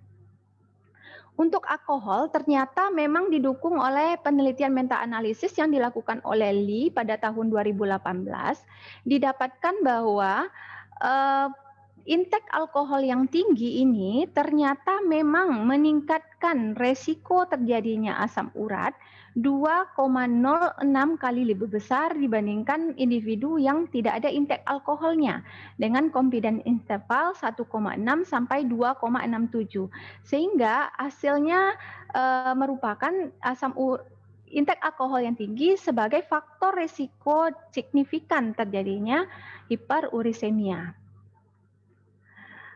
Untuk kopi ternyata konsumsi tinggi kopi itu menunjukkan bahwa OR-nya 0,96, tetapi confidence intervalnya ada yang kurang dari 1, jadi 0,76 sampai 1,22. Artinya di sini kita bisa mengambil kesimpulan bahwa tidak ada asosiasi antara konsumsi kopi dengan kejadian hiperursemia, meskipun di penelitian disebutkan bahwa kopi ini dapat menghambat santin oksidase. Selain makanan di atas, ada makanan-makanan lain yang mengandung tinggi purin dan dapat meningkatkan asam urat. Di antaranya adalah daging kambing, kemudian angsa, kalkun, daging babi, dan jeroan. Ya, jeroan seperti hati, limpa, paru-paru, ginjal, otak, jantung, dan usus. Di lain sisi, ternyata intake vitamin C yang tinggi menunjukkan korelasi terbalik dengan kadar asam urat. Karena apa? Karena vitamin C yang tinggi memiliki efek urikosurik. Dia bersifat kompetitif dengan asam urat pada saat reabsorpsi melalui transporter urat 1. Sehingga kalau reabsorpsinya dihambat, maka ekskresinya akan meningkat dari asam urat ini. Selain faktor makanan di atas, kita perlu mengetahui ternyata ada faktor-faktor lain yang berkaitan dengan nutrisi yang berhubungan dengan kejadian hyperuricemia. Di antaranya adalah dislipidemia. Penelitian yang dilakukan oleh Son et al. Pada tahun 2020 ya, dan hal ini juga didukung oleh penelitian oleh Ali di tahun 2019 di Bangladesh, bahwa Son ini mengumpulkan sebanyak 8.772 orang Korea, dewasa Korea yang mengalami hiperuricemia dan tidak mengalami hiperuricemia. Dan dilihat bahwa ternyata peningkatan kadar trigliserid, peningkatan kadar kolesterol total, peningkatan kadar LDL, dan penurunan kadar HDL ternyata memiliki korelasi dengan peningkatan kadar asam urat. Bagaimana mekanismenya? Ternyata potensial mekanismenya yang pertama adalah pada dislipidemi itu terjadi peningkatan trigliserid, kadar trigliserid yang pada akhirnya akan meningkatkan produksi dari free acid. Kita tahu bahwa sintesis fatty acid dan trigliserid di dalam tubuh kita membutuhkan NADPH, dan kebutuhan NADPH dalam jumlah banyak ini akan menstimulasi jalur pentosa fosfat sebagai penghasil NADPH. Namun di satu sisi selain dia menghasilkan NADPH, jalur pentosa fosfat ini ternyata itu menghasilkan ribosa 5-fosfat yang sebagai substrat dari asam nukleat. Nanti dia akan masuk ke dalam sintesis de novo. Dia akan berubah menjadi nukleotida, berubah menjadi nukleosida, menjadi basa purin, dan pada akhirnya akan dimetabolisme menjadi asam urat. Yang kedua, mekanisme lainnya yaitu penurunan kadar HDL ini berhubungan secara independen dengan penurunan laju GFR dan peningkatan resiko dari gangguan fungsi ginjal, sehingga dapat menurunkan ekskresi dari asam urat. Dan faktor yang ketiga untuk mekanisme potensialnya adalah adanya kondisi resistensi insulin. Pada kondisi hiperinsulinemia, maka akan terjadi stimulasi reabsorpsi yang meningkat dari natrium pada transporter SMCT1. Dan pada kondisi saat yang sama, dia juga akan menstimulasi, mengaktifasi urat 1, sehingga terjadi influx dari asam urat, diabsorpsi dari lumen tubulus masuk ke membran basolateral dan pada akhirnya akan masuk ke dalam pembuluh darah, sehingga ekskresinya menurun dan akan meningkatkan kadar asam urat di dalam pembuluh darah. Selain dislipidemi, untuk dapat diselesaikan dalam 4 menit ke depan. Terima kasih. Oke. Untuk obesity sendiri, ternyata ini juga berhubungan dengan asam urat, dengan adanya insulin resisten, kemudian peningkatan leptin, dan adanya inflamasi dan peningkatan trigliserid. Setelah kita memahami apa saja faktor nutrisi risiko yang berhubungan dengan nutrisi, maka kita dapat simpulkan ternyata dari makanan itu ada daging, jeroan, seafood, fruktosa, dan alkohol sebagai faktor risiko, dan dislipidemi serta obesity.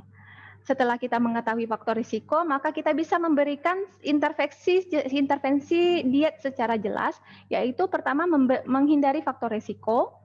Kemudian untuk purin intake-nya kurang dari 400 mg per hari, ini adalah rekomendasi internasional, memilih makanan yang tinggi serat, kemudian mengatasi intake lemak, menurunkan berat badan, minum cairan yang cukup untuk mencegah dehidrasi, aktivitas yang fisik yang cukup untuk memperbaiki resistensi insulin, dan ternyata dengan memproses makanan seperti merebus juga dapat menurunkan kadar asam urat. Dan untuk penurunan berat badan ternyata penelitian menunjukkan ya, meskipun hasilnya belum konklusif, tetapi ada penelitian yang menunjukkan bahwa penurunan berat badan sebanyak 7 kg ternyata dapat menurunkan asam urat di dalam plasma sebanyak 0,5 mg per desiliter. Ini ada contoh kasus ya, mungkin bisa menjadi pertimbangan kita yang berhubungan dengan asam urat dan weight loss. Ini saya pernah dikonsulkan pasien oleh sejawat internis, pasien usia 50 tahun, laki-laki, dikonsul dengan obes grade 2, DM tidak terkontrol, hipertensi, dislipidemi, dan hiperurusemi. Kemudian dilakukan pemeriksaan BIA di poli rawat jalan, didapatkan berat badan 99,8 kg dengan IMT 38,5 kg per meter kuadrat. Dan hasil laboratoriumnya, darahnya terjadi abnormalitas dari gula darah, profil lipid, dan peningkatan asam urat sebanyak 8,1. Oleh sejawat internis diberikan terapi secara medis, terapi obat-obatan, dan dari saya mendapatkan terapi gizi dengan pemberian makanan yang untuk DM, untuk hipertensi, dislipidemi, dan hiperurusemi. Dalam hal ini untuk hiperuruseminya adalah diet rendah purin. Dari hasil monitoring ternyata menunjukkan ya, pasien ini diikuti hingga sekarang dari tanggal 21 bulan 2 tahun 2020 menunjukkan bahwa pada tanggal 31 bulan 5 itu terjadi penurunan kadar asam urat. Ini memang dibantu obat, tetapi pada kondisi pasien ini memang saya memprogramkan penurunan berat badan. Bukan hanya asam urat yang menurun, tetapi kadar-kadar abnormal lainnya juga menurun ya, menurun, misalnya kadar LDL dan kadar gula darah puasanya. Dan dari tanggal 31 ke tanggal 4 itu pasien tidak minum obat, tetapi memang saya tekankan sekali lagi, semua pasien yang datang ke poligizi tidak boleh melepaskan obat sendiri, harus sesuai dengan instruksi dokter penyakit dalam. Ini oleh dokter penyakit dalamnya dicoba lepas obat. Ternyata setelah dievaluasi 1 bulan, kadar asam uratnya tidak meningkat secara signifikan, tetapi memang masih terjadi penurunan berat badan. Jadi sampai sekarang masih terjadi penurunan berat badan hampir sekitar 30 kg. Jadi dari hal ini kita bisa mengambil pelajaran bahwa ternyata dengan penurunan berat badan dapat memperbaiki hasil lab pasien yang abnormal, ya khususnya penyakit metabolik termasuk asam urat. Ini literatur yang dipakai untuk presentasi ini. Terima kasih.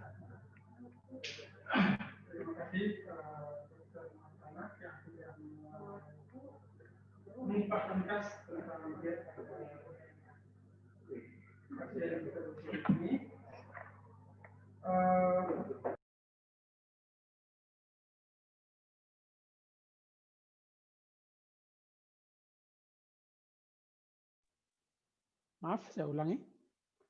Terima kasih kepada Dr. Nur Hasanah, spesialis gizi klinik yang sudah mengupas tuntas tentang diet pada pasien hiperuricemia ini, yang memberikan wawasan kepada kita, kepada hampir 550 peserta webinar pada pagi ini. Lebih ramai daripada acara-acara kita di radio internal medicine meeting ya. Berikutnya menyisakan pertanyaan, ada 13 sampai 14 pertanyaan yang bisa dirangkum ya. Mungkin 9 untuk Dr. Juwanto dan 4 untuk Dr. Nur Hasanah. Seperti tadi saya darah tinggi, diabetes, hiperkolesterol, kemudian gagal ginjal, hiperuricemia. Saya ingin tahu dokter, pasien saya ingin tahu apa yang duluan dengan penyakit saya ini. Apakah sama dengan yang lain, diabetes berlanjut, hipertensi berlanjut, CKD berlanjut, hiperuricemia-nya apakah akan berlanjut. Kemudian obatnya apakah semuanya rutin dimakan atau allopurinol dan feobosantin ini bisa dijarang-jarangkan. Kemudian kenapa saya memilih allopurinol dan feobosantin ini, beda keduanya di mana, sekali berapa memonitor asam uratnya, kemudian kalau saya dikembalikan ke puskesmas, bagaimana saya nanti minta dirujuk lagi dan kapan saya dirujuk. Demikian untuk Dr. Juwanto, dokter. Terima kasih.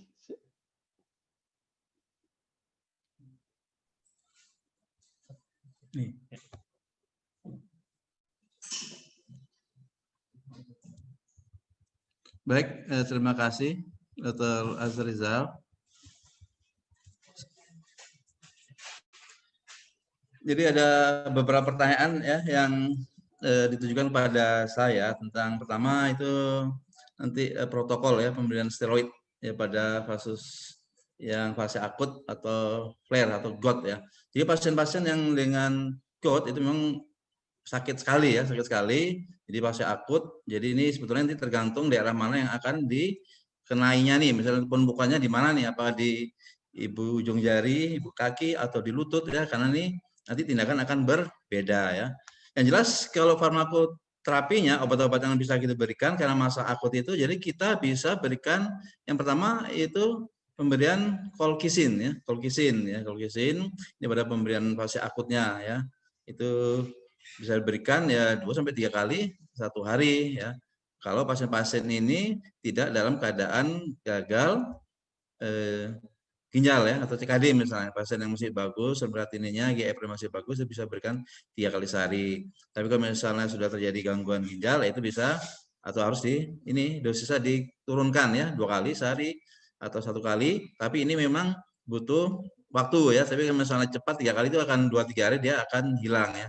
Karena pelaksanaan pemberian colchicine ini kalau dia sudah stabil atau tidak memberikan gejala, itu bisa dosisnya bisa 1 tablet itu bisa kadang-kadang sampai 6 bulanan ya, karena ini untuk monitor terus sehingga akan ini tercapai targetnya yang terjadi penumpukan tadi di organ kaki kita misalkan ya. Kemudian yang bisa berikan fase akut ini yaitu kemudian NSAID ya, NSAID apa saja bisa diberikan itu kan, golongan-golongan ini ya, anti NSAID yang cepat ya bisa berikan apa saja nih, golongan apa, banyak obat-obatnya. Kemudian yang dipertanyakan adalah kortikosteroid. Jadi kortikosteroid ini ya biasanya bisa diberikan oral ya, tablet. Jadi bisa pemilihannya bisa golongan golongan metilprednisolon atau golongan misalnya nanti ada prednison dan sebagainya. Tapi kalau misalnya ini kejadian sangat cepat juga bisa diberikan secara injeksi, ya diinjeksikan misalnya di lutut, misalnya sudah terjadi penumpukan cairan biasanya ini bisa kita aspirasi ya, aspirasi baru kita injeksikan steroid itu langsung ke tempat sakitnya. Jadi lebih cepat menghilangkannya ya. Dan ini jangan pendek kalau misalnya nanti sudah 2-3 hari, jangan sampai 1 minggu ya. Jadi tidak perlu di tapering off. Jadi kalau sudah perbaikan secara klinis sudah kita stop ya. Nah, cuman yang tadi yang conclusion itu mungkin agak diberikan agak jangka agak panjang sedikit supaya dia tidak akan mudah flare lagi. Itu tentang pemberian dari steroid ya, bisa tablet, bisa injeksi langsung ya ke tempat sakitnya. Itu biasanya akan lebih cepat menghilangkan keluhan dari pasien tersebut. Kemudian ya pemilihan ya pemberian allopurinol atau febuxostat tadi ini pada pasien CKD. Jadi pada pasien CKD hamil ataupun alergi. Kita bahas pada yang CKD ya. Misalnya seperti kasus tadi ya, kasus saya tadi itu pasien 74 tahun GFR-nya itu kurang dari 15% 15 ini ya mililiter ya. Jadi pasien ini kalau misalnya kita mau berikan golongan ini febuxostat tadi itu harus GFR-nya harus lebih 30% ya, ke 30% dia tidak perlu penyesuaian dosis. Misalnya bisa berikan langsung dosis 80. Tapi misalnya di bawah dari 30 GFR-nya itu harus pemberian dosis penyesuaian. Misalnya separuh nih 40 mg gitu kan ya. Nah, kalau misalnya kita juga mau memberikan allopurinol misalnya tidak ada kecenderungan untuk reaksi alergi atau komplikasi lain, ya bisa dengan dosis kecil, misalnya 100 mg. Kita evaluasi kan ya pemberiannya, kita periksa ulang ada penurunan ya ini ya atau tercapai target ya itu kan ya.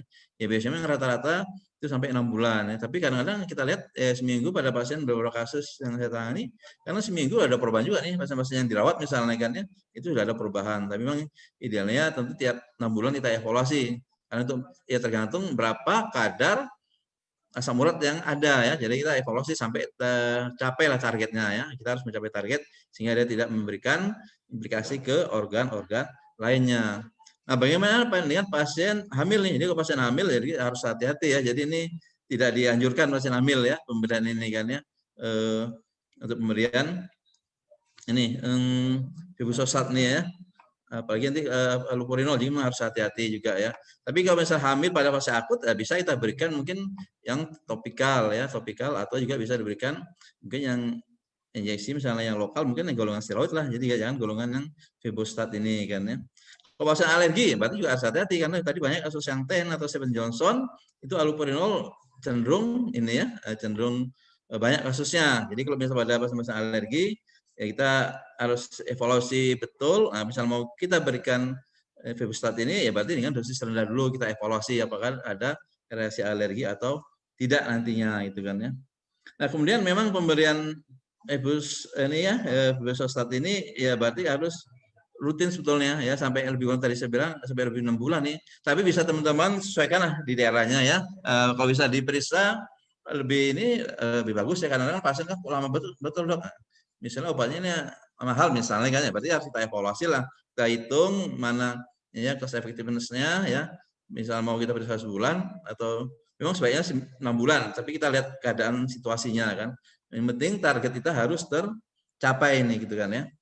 Teman sekalian, kemudian ya pemeriksaan laboratorium tadi ya.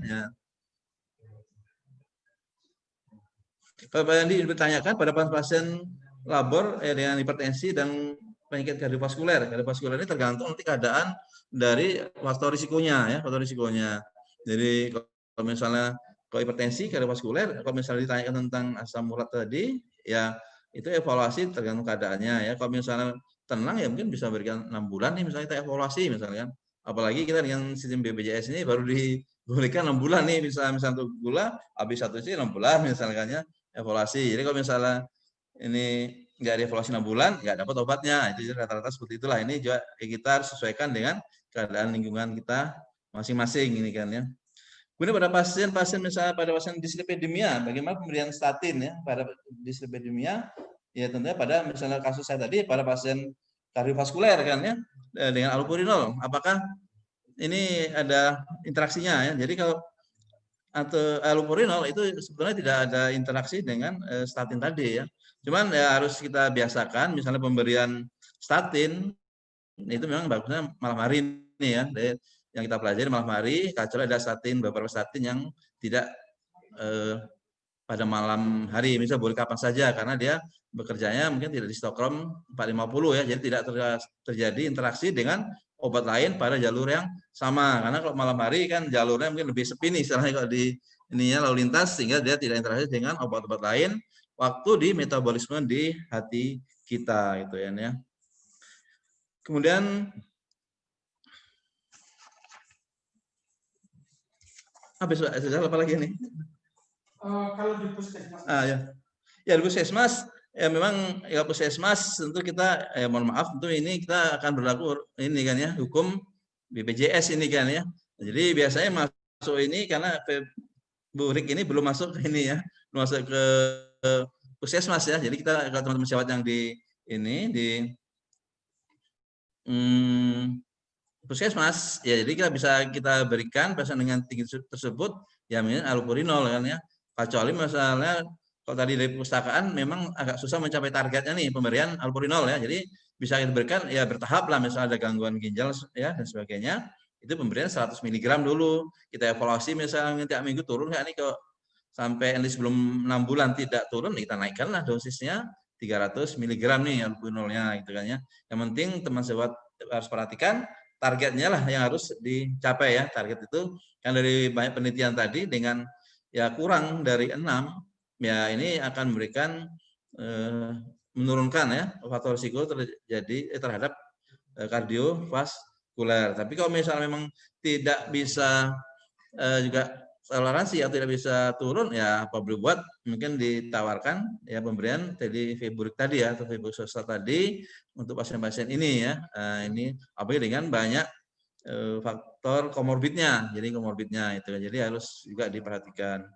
Dan juga tadi pada pertanyaan tadi statin dengan allopurinol ya selain pemberian malam hari juga harus kita camkan, misal pasien saya tadi itu dengan multi organ ya, jadi multi organ ada CAD-nya ya, ada hipertensinya, ya itu termasuk risiko berat, jadi memang harus diturunkan. Kalau tadi kasus tadi itu LDL misalnya itu 127 gitu kan, memang kalau bisa dia harus turunkan di bawah itu sekitar 70%-an itu kan. Nah, tapi juga harus diperhatikan tadi karena dia terganggu GFR-nya, ya mungkin pemberian statin yang agak aman ya untuk ginjal ya. Jadi itu harus perhatikan ya, ginjalnya tidak akan lebih memburuk, tapi kolesterolnya atau LDL-nya itu akan ada perbaikan sehingga akan memperbaiki faktor risiko yang akan ditimbulkan oleh terapi kita. Mungkin itu Pak Asrizal, ada hal lain mungkin nanti. Terima kasih. Terima kasih Dr. Janto. Ada satu lagi dari senior kita, Dok, tentang febuxantin ini dari Dr. Andi Zainal. Tentang febuxantin ini apakah sudah ada generiknya gitu?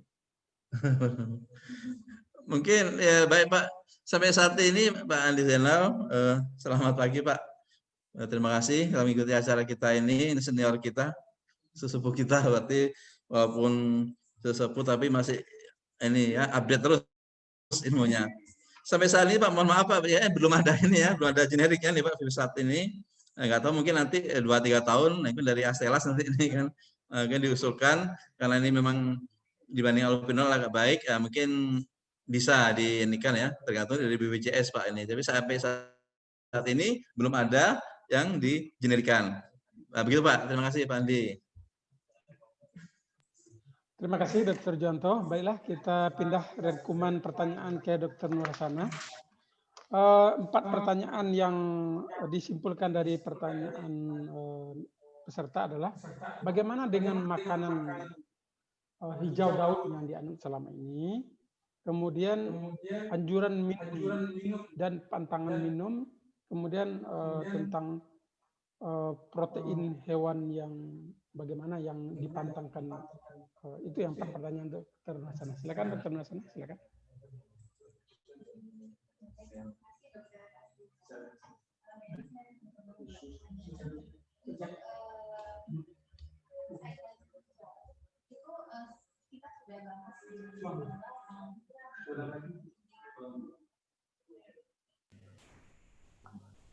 Baik, terima kasih Dr. Asrizal.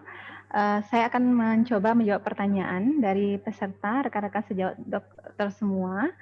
Baiklah, untuk pertanyaan pertama, untuk sayuran hijau kita sebenarnya sudah membahas tadi waktu pas presentasi bahwa sayuran-sayuran yang mengandung tinggi purin seperti bayam, kemudian seperti lettuce ya, seperti itu yang dikenal sebagai sayuran high purin vegetable, ternyata tidak memiliki asosiasi yang kuat terjadinya hiperuricemia. Jadi artinya kalau dari meta-analisisnya berkata demikian, berarti kita boleh sebenarnya pasien-pasien tersebut mengkonsumsi sayuran-sayuran tersebut. Seperti itu. Kalau untuk anjuran minum, karena kondisi dehidrasi masih merupakan salah satu faktor resiko terjadinya peningkatan kadar asam urat karena penurunan ekskresi asam urat ke urin, maka anjuran untuk minum airnya adalah minum intake cairan yang cukup untuk kita sehari-hari yang sehat tanpa ada gangguan ginjal dan ada gangguan jantung. Intake sehari-hari itu sekitar 1,5 sampai 2 liter, tapi ada juga literatur yang menyebutkan 2 sampai 3 liter sehari. Kemudian untuk protein animal, tadi sudah kita sebutkan bahwa sebenarnya protein animal ini diperkirakan menyebabkan peningkatan asam urat itu karena kandungan purinnya, bukan karena kandungan dari asam aminonya, seperti itu ya. Kan perlu kita pahami seperti itu. Jadi artinya seperti protein animal seafood, kemudian daging merah, jeroan ya. Seafood itu bisa seperti ikan teri, kemudian udang ya, cumi-cumi, kerang dan kawan-kawan, itu dapat meningkatkan resiko terjadinya asam urat atau hyperuricemia. Jadi ketika kita mendapatkan pasien dengan hyperuricemia, di mana kadar asam urat lebih dari 7 mg pada laki-laki dan perempuan lebih dari 6 mg, ataupun pasien sudah terkontrol asam uratnya tetapi dalam pengobatan, kita tetap sarankan untuk menghindari makanan-makanan yang tinggi purin seperti itu. Jadi protein animal tadi yang kita hindari adalah seafood, daging merah, red meat ya. Kemudian jeroan, kemudian seperti kalkun, angsa, kemudian babi seperti itu adalah protein animal yang kita hindari seperti itu. Oke, begitu dok. Karena di penelitian menunjukkan kalau kita berbicara jumlah intake yang dikaitkan dengan asam amino, ternyata ada penelitian yang menunjukkan bahwa jumlah total dari protein, ini tanpa melihat ya, apakah dia protein yang berasal dari hewani ataupun dari nabati, ternyata tidak memiliki asosiasi dengan kejadian hiperuricemia. Jadi kalau kita ngomong animal protein, bukan kandungan dari asam aminonya, tetapi adalah kandungan dari purinnya. Seperti itu, dok. Satu yang belum terjawab tentang minuman yang dipantahkan, dok. Oke, kalau untuk jumlah air tadi sudah saya jawab. Kalau yang untuk minuman, kita kembali lagi ke fruktosa tadi. Biasanya fruktosa itu digunakan sebagai high fructose corn syrup atau pemanis pada minuman-minuman kemasan yang banyak kita temukan pada kehidupan sehari-hari, misalnya pada Coca-Cola, pada Sprite, minuman bersoda, kemudian pada minuman-minuman kemasan kan ada ya jus-jus buah kemasan ya, tapi yang pabrikan itu juga diberikan ada pemanisnya juga ya, kemudian minuman-minuman berenergi ya. Jadi itu adalah minuman-minuman yang mengandung high fructose corn syrup yang mengandung fruktosa dalam jumlah yang tinggi. Karena kita tahu bahwa fruktosa sebagai faktor risiko kuat terjadinya hyperuricemia dan sudah kita jelaskan bagaimana mekanisme terjadinya. Begitu, dokter. Terima kasih Dr. Nur Hasanah yang sudah menjawab seluruh pertanyaan. Ada lagi pertanyaan untuk Dr. Juwanto tentang pasien hiperurisemia dengan atrial fibrilasi, dok. Fibrilasi. Ya, apakah dipilih dengan allopurinol atau obat yang kedua? Terima kasih, dok. Baik, terima kasih Mas Rizal. Teman-teman sekalian, sebetulnya tadi sudah saya sampaikan, ya, jadi debussostat itu dari beberapa penelitian ternyata dia tidak mengganggu irama dari ininya, irama jantung, ya, irama jantung ataupun fungsi-fungsi jantung lainnya, ya. Tapi memang kalau kita ada pasien ini memang harus kita hati-hati gitu kan, ya. Jadi kalau dari beberapa penelitian itu tidak mengganggu irama jantung tadi, dok, ya. Ada apalagi pada dengan pasien dengan atrial fibrilasi tadi, ya, fibrilasi. Nah itu jadi ini bisa diberikan. Tapi kalau supaya aman kita berikan ya mungkin dosis yang rendah dahulu lah gitu kan. Kita evaluasi kita pemberian 2-3 hari, lagi ada masalah atau tidak nih gitu kan, ya. Kalau tidak ada bisa berikan dosis tinggi ya. Memang kita harus dipertimbangkan ya tergantung kasus masing-masing. Secara umum tadi tidak memberikan ini ya gambaran atau gangguan terhadap irama jantung. Memang selama ini ya ada pusakaan memang harus hati-hati lah pada pasien-pasien yang gagal jantung ataupun pada pasien coronary artery disease. Tapi ada beberapa penelitian itu bisa diberikan dengan secara bertahap ya, dosis setengah dosis baru bisa full dosis. Demikian, dok. Terima kasih.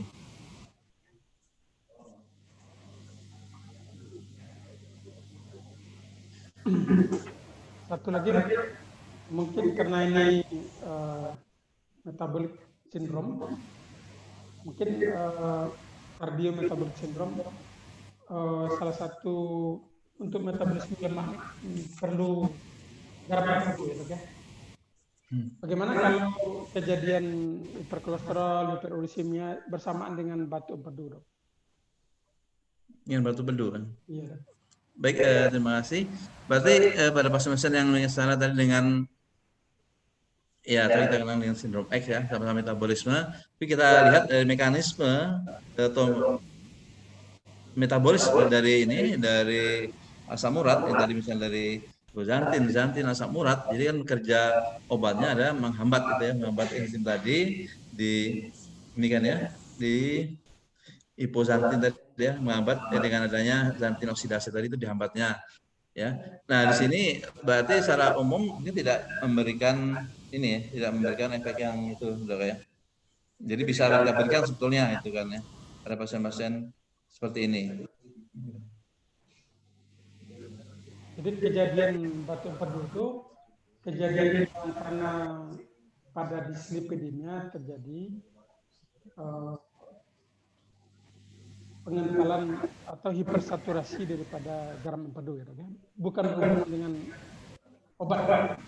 Ya, ini seperti itu karena kita lihat kan dari batu empedu ya bisa misalnya dari urat bisa ya, misalnya urat juga bisa memang di empedu 3 kali misalnya kalsium gitu kan ya, atau pigmen misalnya kan juga bisa menyebabkan batu kandung empedu gitu kan. Jadi itu memang karena yang berlebihan tersebut kan. Jadi ya kita evaluasi nanti mana yang kira-kira yang menyebabkan batu empedu tersebut ya. Kalau misalnya ada hiperurisemia berarti hiperurisemia yang harus kita tata laksana. Nah, kemudian kalau misalnya itu nggak ada masalah ya berarti seperti biasa kita bisa berikan untuk empedunya ya itu ya berikan oksi ya, seperti asid gitu, asid atau ini asam ininya ya, asam empedunya ya. Jadi ada obat tertentu yang bisa kita berikan ya. Tapi kalau memang ada hiperurisemia saya rasa bisa dikombinasikan ya. Kan tentunya harus kita evaluasi lah apakah nanti ada kepentingan ya terkaitannya dengan penyakit-penyakit yang lainnya gitu.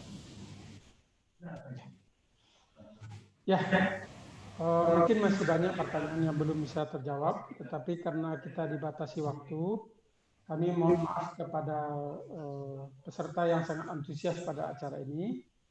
Masih ada pertanyaan yang menyisakan, baik bagaimana strategi menurunkan kadar asam urat yang tidak turun-turun, bagaimana seninya, bagaimana cara mengatur makannya, bagaimana konsultasi rujukannya dan rujuk baliknya, mungkin banyak hal yang tidak terjawab. Kami mohon maaf yang sebesar-besarnya karena pertanyaan ini tidak bisa. Mungkin mengingat waktu kita sudahi.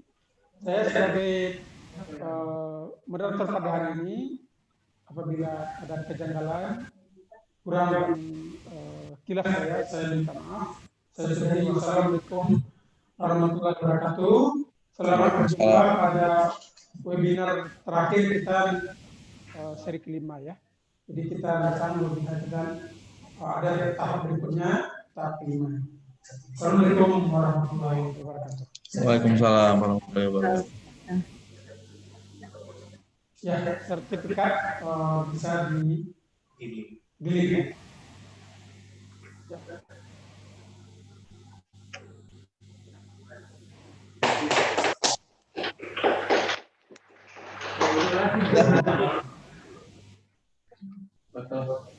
Pak, ini Pak Wito masih aktif. Aktif ya. Terima kasih banyak nih Pak. Acara ada jalan. Ya, sekali lagi Pak Wito, Deksa, dari Aseras nih yang telah menyokong acara PABDI webinar keempat ini Pak.